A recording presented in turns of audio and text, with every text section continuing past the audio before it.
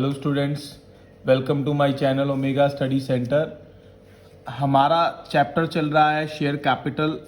Company accounts के under हमने share capital का चैप्टर स्टार्ट किया हुआ है, जिसमें हमने इससे पहले वाले टॉपिक में क्या किया था, हमने अंडर सब्सक्रिप्शन समझा था। और आज का हमारा टॉपिक क्या है, ओवर सब्सक्रिप्शन जब हो जाती है। मतलब अगर हमने 10,000 शेयर को सेल किया है, मतलब हम 10,000 शेयर को इशू करना चाहते हैं, लेकिन जो डिमांड है, जो एप्लीकेशंस हैं, वो हमारे पास 12,000 शेयर की आ गई।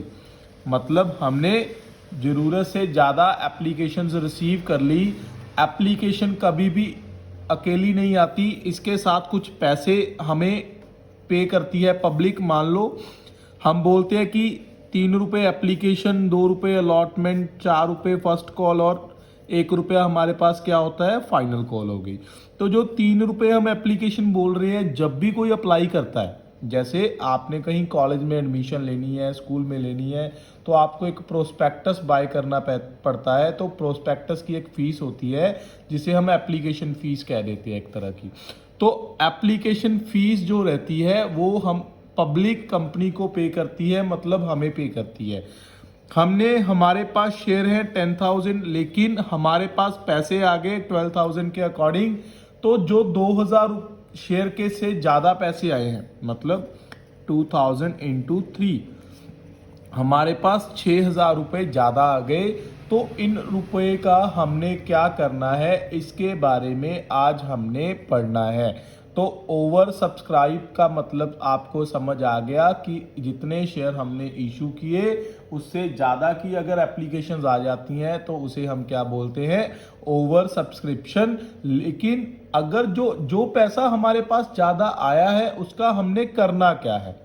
हमारा मेन क्वेश्चन आज का क्या है कि जो पैसा हमारे पास ज़्यादा आया, 6,000 जो हमारे पास ज़्यादा आया, उसका हमने करना क्या है, उसके बारे में आज हमने देखना है। उसका अकाउंटिंग ट्रीटमेंट हमने सीखना है। ये टॉपिक इम्पॉर्टेंट है, आप इसे अच्छे से समझो, ज़्यादा बेटर है, क्योंकि ये जो चैप्टर है आपका, इसमें से आपको 10-12 मार्क्स का एग्ज़ाम तो आता ही आता है, लेकिन उसमें ये टॉपिक मेन रहता है और ये एग्ज़ाम में ज़रूर आएगा आपको, क्योंकि ये आगे चलकर थोड़ा सा बड़ा बन जाएगा टॉपिक, प्रोराटा बन जाएगा। लेकिन प्रोराटा में भी यही चीज़ रहेगी कि हमारे पास ज़्यादा एप्लीकेशंस आ गई, लेकिन वो ज़्यादा एप्लीकेशंस का ट्रीटमेंट ऐसा ही रहेगा जो आज हमने करना है। तो मेन एग्ज़ाम में जो क्वेश्चन आने वाला है प्रोराटा है, लेकिन अगर आप यहीं से सीखना स्टार्ट कर लोगे प्रॉपरली, तो आपको वहाँ पे जाके दिक्कत नहीं आएगी। लेकिन अगर आप वहाँ पे जाके डायरेक्टली समझोगे तो आपको जल्दी समझ नहीं आएगा। तो ओवर सब्सक्रिप्शन की बात करते हैं। हमारे पास 6,000 ज़्यादा आया, तो इसके हमारे पास 2 ट्रीटमेंट हैं। पहला ट्रीटमेंट क्या है, रिफंड। आप इसे जरूर नोट कीजिए, रिफंड एक्सेस मनी और रिजेक्ट एप्लीकेशन। आपको दोनों में से कोई भी चीज़ दी हो सकती है। रिजेक्ट की जगह रिग्रेट भी हो सकता है। मतलब हमने क्या किया, जितना पैसा ज़्यादा आया था उसको हमने वापस कर दिया कि भाई हमारे काम का नहीं है, ये हमें नहीं चाहिए, आप वापस ले लो। तो हमने जिस बैंक अकाउंट में से पैसा आया था उसी बैंक अकाउंट में रिटर्न कर दिया। तो उसे हम क्या बोलते हैं, refund of excess money. Second case में क्या रहेगा, सेकंड केस में क्या है,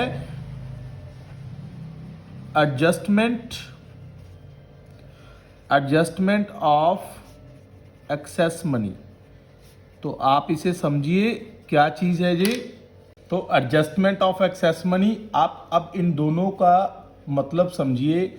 हमने क्या किया, जो पहले 10,000 शेयर आए थे, जो हमारे पास 12,000 एप्लीकेशंस आई हैं, उसमें से हमने जो भी हमें अच्छी लगी उन एप्लीकेशंस को रख के बाकियों को पैसे रिटर्न कर दिए। लेकिन इसमें हमने क्या किया कि जिन लोगों ने 12 शेयर मांगे थे, उसको हमने 10 शेयर दे दिए। मतलब हमने मना किसी को नहीं किया, उनके पैसे रख लिए कि आपको 10 शेयर हम दे देते हैं, आपने 12 मांगे थे, जो 2 शेयर्स के पैसे हमारे पास बच गए वो हम अपनी अगली कॉल में, अगली कॉल कौन सी है, अलॉटमेंट, हम अलॉटमेंट में उस पैसे को एडजस्ट कर देंगे, उस अलॉटमेंट में आप पैसे कम दे देना। तो इस चीज को हम क्या बोलते हैं, एडजस्टमेंट ऑफ एक्सेस मनी। तो अब हम दोनों में एंट्रीज करके देखेंगे कि हमने इसकी जर्नल एंट्रीज कैसे करनी है। तो मैं फॉर्मेट बना लेता हूं।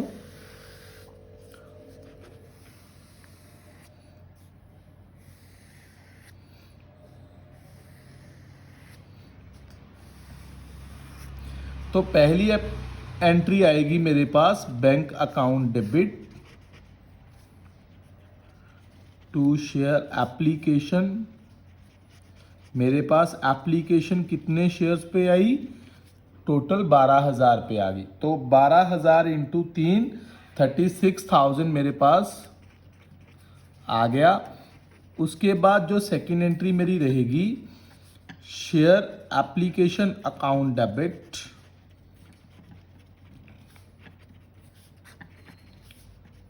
To share capital. इसे आप ध्यान से देखिए, मैं रिफंड वाला केस करवा रहा हूं, पहले रिजेक्ट वाला केस करवा रहा हूं, उसके बाद हम एडजस्टमेंट वाला करेंगे। तो टू बैंक, मैंने आपको बताया था ना कि जो पैसा हमारे पास आया था फालतू, उसे हमने रिटर्न कर दिया। जब आया था बैंक डेबिट हुआ था, अभी हमारे पास से जा रहा है तो मैंने बैंक को क्रेडिट कर लिया।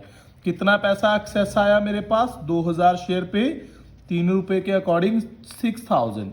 और चाहिए मुझे कितना था, यहाँ पे तो 36,000 आ जाएगा, और चाहिए मुझे कितना था, 10,000 इंटू 3 मतलब 30,000।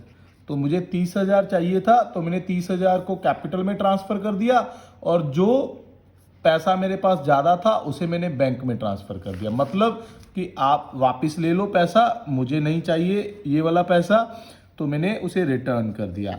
अब मैं क्या करूंगा, अलॉटमेंट की एंट्री डालूंगा, share allotment account debit to share capital account, share allotment account debit to share capital account. अभी आपको ध्यान में रखना है, मैंने यहाँ पे मल्टीप्लाई जो किया था 12,000 इंटू 3 किया था, मैंने 2,000 शेयर को वापस कर दिया। अब मेरे पास कितने शेयर्स रह गए, 10,000। 10,000 इंटू 2 रुपए की मैंने वहाँ पे अलॉटमेंट लिखी हुई है, तो मैं यहाँ पे 2 के साथ मल्टीप्लाई करूँगा, 20,000। बस इसमें आपको एक ही चीज़ का ध्यान रखना है, किस चीज़ का ध्यान रखना है कि हमने पहली एंट्री उतने शेयर्स के साथ डालनी है जितनी एप्लीकेशन हमने रिसीव की, क्योंकि हमारे पास एक बार ज़्यादा पैसा आ गया, उसके बाद हमने उसे रिटर्न करके जितने शेयर हमने इशू करने थे उसके अकॉर्डिंग ही हमने बाकी एंट्रीज डालनी है। मतलब बाकी की सारी एंट्रीज हमारी 10,000 के अकॉर्डिंग आएंगी, तो मैं इसे 10,000 के अकॉर्डिंग ही डालूंगा। मैं सारी एंट्रीज नहीं डाल के दिखाऊंगा आपको, सिर्फ एक एंट्री यही डालूंगा अलॉटमेंट वाली। फर्स्ट एंड सेकंड कॉल आपको पता ही है, सारी सिंपल की सिंपल ही रहेंगी। मैं आपको इसके बाद एडजस्टमेंट वाला टॉपिक करवा, तो ये रह गई हमारी अलॉटमेंट की एंट्री। और अब अगर हम बात करें कि अगर हमने वही पैसा एडजस्ट करना हो, एडजस्टमेंट इन अलॉटमेंट, जो पैसा हमारे पास ज़्यादा आया, मैं एक बार क्वेश्चन दोबारा से लिख लेता हूँ। 10,000 की जगह 12,000 एप्लीकेशन आई, 3 रुपये और थोड़ा सा बढ़ा लेते हैं, 3, 4 और 3 application first call, application allotment and first call. तो अब हम एंट्रीज डालनी स्टार्ट करेंगे।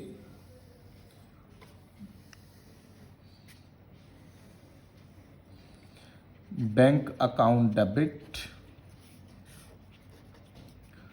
टू शेयर एप्लीकेशन अकाउंट, कितने के साथ, 12,000 इंटू 3। एक बार तो मेरे पास 36,000 रुपये ही आए हैं, लेकिन मुझे चाहिए कितने थे, मैंने मांगे कितने थे, 30,000। तो मेरे पास 6,000 ज़्यादा आ गया। जो 6,000 ज़्यादा आया है, मैंने पहला केस जो आपको करवाया उसमें मैंने वो पैसा रिटर्न कर दिया। लेकिन यहाँ पे मैंने क्या करना है, share application account debit to share capital account to share allotment, मतलब इसे मैं अलॉटमेंट में ले गया 36,000, 30,000 और 6,000, मतलब यहाँ पे 10,000 इंटू 3 और यहाँ पे 2,000 इंटू 3, तो मेरे पास यहाँ पे 6,000 आ गया। अब मैं बात करूँ अलॉटमेंट की, तो share allotment account debit, share allotment account debit to share capital account. 4 रुपए की अलॉटमेंट बनाई है मैंने 40,000 के साथ।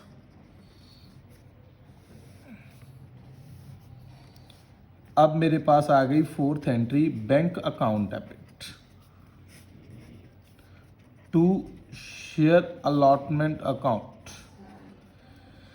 हमारे पास 40,000 रुपये हमने मांगे हैं अलॉटमेंट पे, लेकिन उसमें से 6,000 मेरे पास पहले से ही आए हुए हैं, तो मैं यहाँ पे 34,000 और रिसीव कर लूँगा और मेरी अलॉटमेंट की एंट्री कंप्लीट हो जाएगी। अगर आप ध्यान से देखो, अलॉटमेंट को मैंने डेबिट किया 40,000 से और 6,000 से मैंने यहाँ पे क्रेडिट कर लिया और 34,000 से मैंने यहाँ पे क्रेडिट कर दिया। और जो फर्स्ट एंड फाइनल कॉल है 3 रुपए की हमने जो लिखी है, उसमें कोई भी चेंज नहीं आएगा। मैं फिर भी आपको एक बार एंट्री डाल के दिखा देता हूँ। First and final call account debit to share capital account, 3 रुपए के according 30,000, bank account debit to first and final call account 30,000 and 30,000। इसमें कोई भी चेंज नहीं आएगा, आपको इस चीज़ का ध्यान रखना है। तो मेनली आज का जो हमारा टॉपिक था वो था कि अगर हमारे पास इशू से ज़्यादा एप्लीकेशंस आ जाएं, जितने शेयर हम इशू करना चाहते थे उससे ज़्यादा अगर हमारे पास लोग डिमांड करें तो हमने क्या करना है, उसके मैंने आपको 2 मेथड बताए। कौन कौन सा? पहला method refund of excess money, आप जो ज़्यादा पैसा आया उसे रिटर्न कर दो। और सेकंड क्या था, जो हमारे पास ज़्यादा पैसा आया उसमें हम थोड़ी सी एडजस्टमेंट कर लो कि किसी को मना मत करो, 12 वाले को 10 दे दो, मतलब हमने एक रेशो सेट कर लेनी है। जैसे मैंने 12 और 10 की रेशो तो इसके अकॉर्डिंग बना ली। अगर मान लो 10,000 की जगह 15 आ जाते तो मैं 15:10 बना लेता, मतलब 15 वाले को मैंने 10 देने हैं। अगर मान लो 10 की जगह 20 आ जाते तो मैं यहाँ पे 2 वाले को 1 शेयर दे देता। तो आप पे डिपेंड करता है, क्वेश्चन पे डिपेंड करता है कि आपने कैसी रेशो बनानी है। तो उस रेशो के अकॉर्डिंग हमने क्या किया, जो पैसा हमारे पास एक्सेस आया था उस पैसे को हमने अलॉटमेंट में एडजस्ट कर लिया। अलॉटमेंट में वही पैसे हमने कम रिसीव किए और एप्लीकेशन में वही पैसा हमने पहले ही रिसीव कर लिया जो अलॉटमेंट में आने वाला था। तो ये थे हमारे कौन से केसेस अगर हमारे पास ओवर सब्सक्रिप्शन आती है। तो ये बिल्कुल मैंने आपको सिंपली करवाया, लेकिन नेक्स्ट वीडियो में मैं एक आपके लिए टफ क्वेश्चन लेकर आऊँगा ओवर सब्सक्रिप्शन का ही, जिसमें हम 3 और 4 केसेस करेंगे, जिसमें आपको और भी ज़्यादा क्लियर हो जाएगा। उसके बाद हमने जो हमारे नेक्स्ट टॉपिक्स हैं, calls in arrear and calls in advance, जो कि वेरी वेरी इंपॉर्टेंट टॉपिक हैं, आपको मैं उससे नेक्स्ट वाली वीडियो में वो टॉपिक करवाऊँगा। और फिर बस हमारे 3-4 टॉपिक रह गए, ज़्यादा नहीं रहे। एक तो हमारा अदर देन कैश टॉपिक रह गया कि अगर हम शेयर इशू करें लेकिन उसके बदले पैसा ना लें, पैसे की जगह कोई और एसेट ले लें, एक तो वो टॉपिक है हमारा मेन। उसके बाद हमारे पास प्रो राटा बेसिस, जो मैंने आपको वीडियो की स्टार्टिंग में बताया था, वो भी टॉपिक हमारे लिए सबसे ज़्यादा इम्पॉर्टेंट है, क्योंकि आपको 8 मार्क्स का क्वेश्चन वही एग्ज़ाम में आने वाला है प्रो राटा बेसिस पे, जो डिपेंडेंट होगा, प्रो राटा वाला क्वेश्चन होगा मतलब, और उसमें ये वाला टॉपिक भी यूज़ में आएगा। तो इसे आप अच्छे से समझ लो। अगर आपको किसी को नहीं समझ आया तो आप मुझे कमेंट में भी बता सकते हो। इसके अलावा मुझे कॉल भी कर सकते हो, मैसेज भी कर सकते हो, और या फिर मैं वीडियो के एंड में हमेशा मोबाइल ऐप का लिंक